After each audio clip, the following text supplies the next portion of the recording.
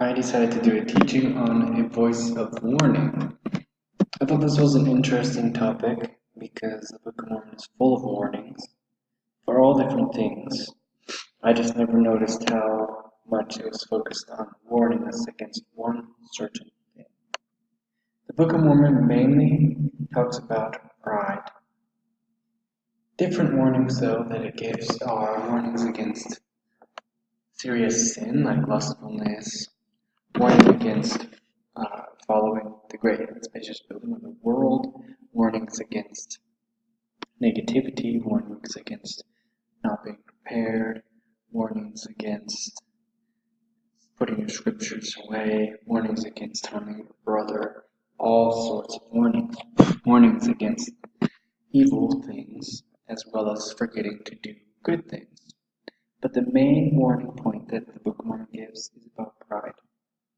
President Benson, who was very much about the Book of Mormon in his time as prophet, says that pride causes the downfall of the Nephites. He says that the Doctrine and Covenants tells us that the Book of Mormon is the record of a fallen people. Why did they fall? This is one of the major messages of the Book of Mormon. Mormon gives the answer in the closing chapters of the book in these words: Behold, the pride of this nation, or the people of the Nephites, has proven their destruction. And then, lest we miss that momentous Book of Mormon message from that fallen people, the Lord warns us in the Doctrine and Covenants: beware of pride, lest you become as the Nephites of old. From the very beginning of the Book of Mormon, we learn that pride will be the downfall of the world. Nephi writes about that. He sees the great spacious building in 1 Nephi 11:35-36. He says, I saw in their record that the great spacious building was the pride of the world, and it fell, and the fall thereof was exceedingly great. Now the world fell because it was so focused on pride.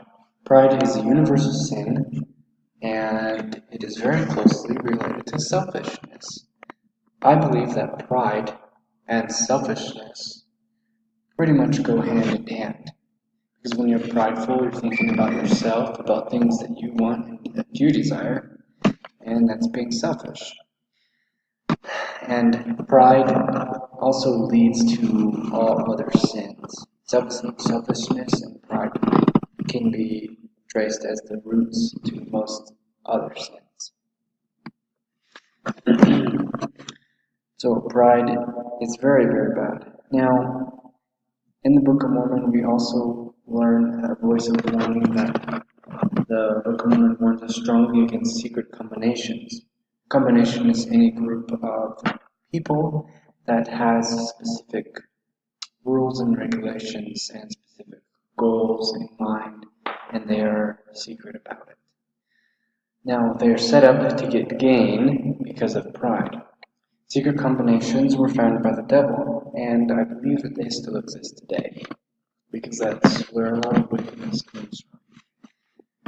Helaman 6:30 says, And behold, it is he who is the author of all sin, and behold, he doth carry on his works of darkness and secret murder, and doth hand down their plots and their oaths and their covenants and their plans of awful wickedness from generation to generation, according as he can get hold upon the hearts of the children of men. So they're still existing today. Many people join them because of pride, because they want wealth, they want fame, they want position, they want power. They join secret combinations because of pride.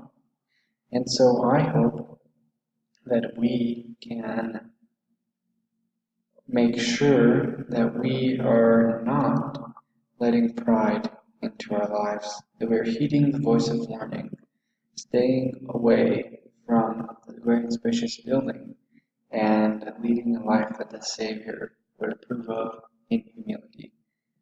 So how to be free of pride? Well, cultivate humility. Humility can be found as we pray for it and act we desire in our lives. It comes from God, it's a spiritual gift. And humility can be hard, but it takes a lot.